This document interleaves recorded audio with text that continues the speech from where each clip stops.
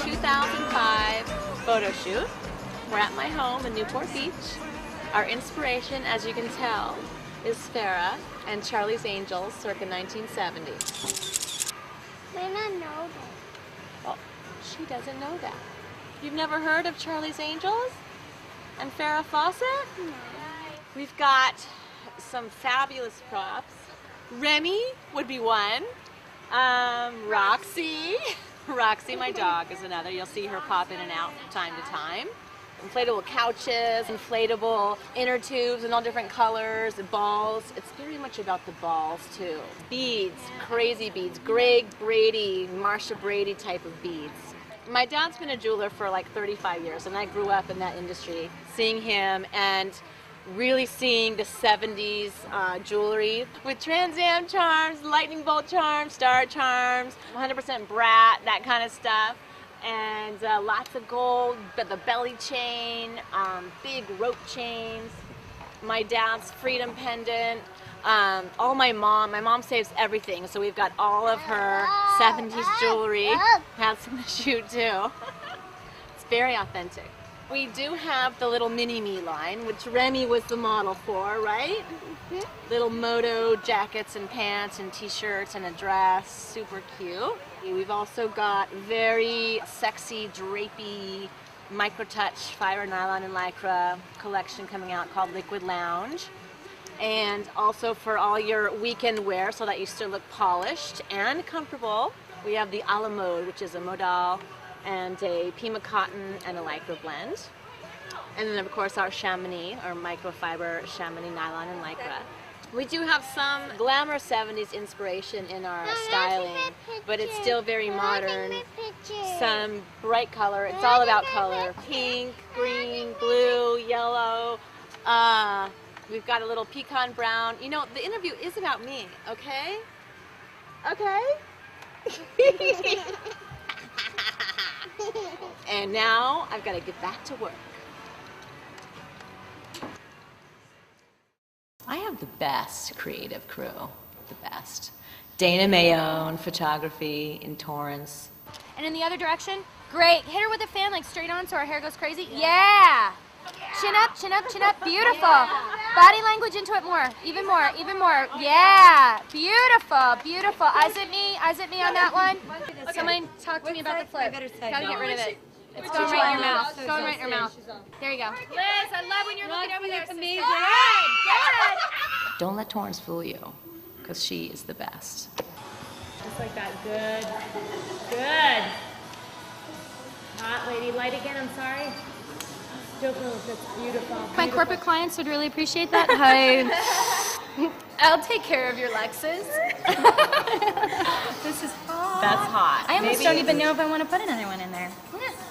Hi. And Annie, our makeup artist, is doing some fabulously new things with Candace, our model today, which I'd love to get a peek at. She's always got great ideas. So what I've done is I've actually layered a bit of a cream color base, just like a creamy eyeshadow essentially, all over her eye. We've actually started off by taping off the eye, and now I'm going in with a bit of a shadow. And I'm going with more of like my medium tone, and I'll actually go lighter around the edges to create a real stark white line where the tape is meeting. What I'm doing on her is to create, because her skin's a little bit darker, what we're going to do is do white against her olive skin. And it's going to end up leaving her skin looking really airbrushed. So I'll just give this cool kind of like one-sided mask for her face. And it'll look great with the kind of futuristic look that we're doing right now. And Janine, my personal hairstylist, you saw her at the pool doing the multi-talents that she does. She also got me a gift today, a studded, diamond-studded belt buckle that says "Mother" on it. I'm very proud of that. Today is our 4th day of shooting. We're shooting the Liquid Lounge collection, which is very elegant, very sleek, kind of a futuristic feel.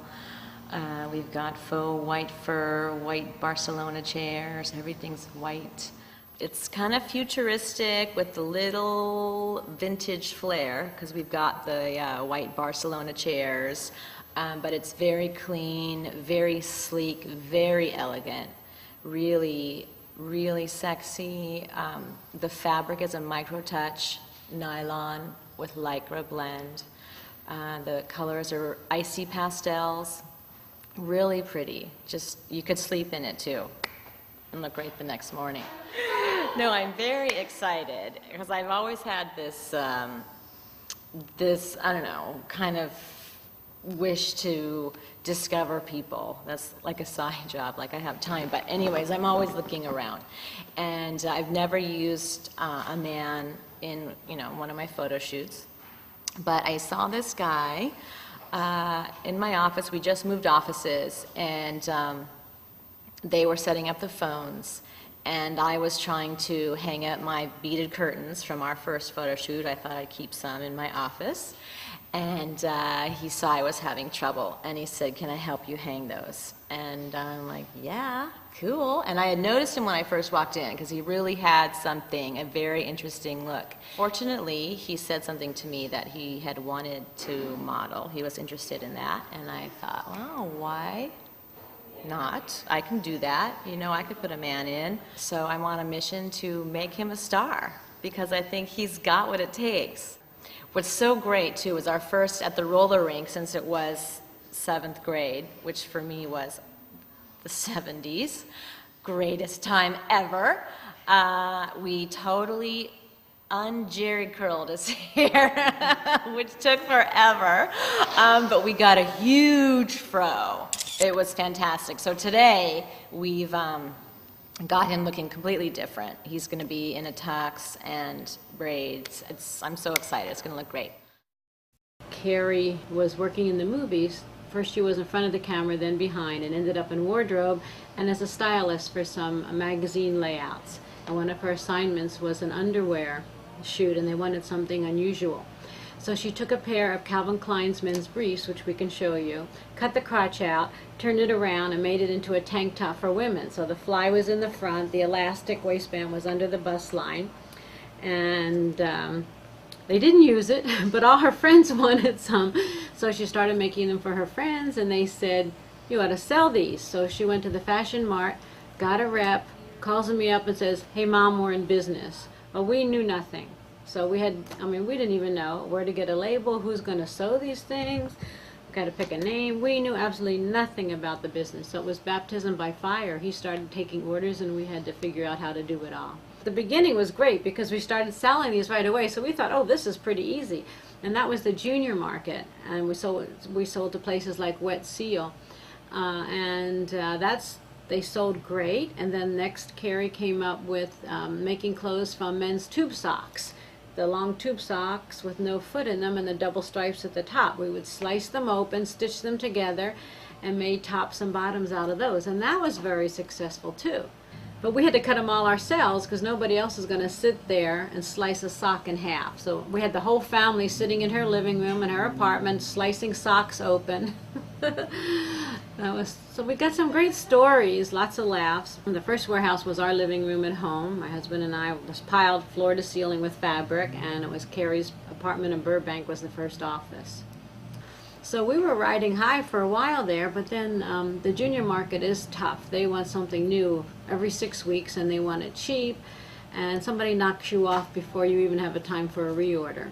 So customers are not loyal. So we did it for 3 years. Carrie did keep coming up with new and great ideas, and our rep helped us out a lot as far as getting started. And we just asked questions of everybody.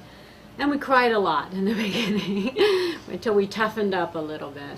This is a treacherous business, very volatile. Only 5% of businesses survive after 2 years, and we're in our 12th year.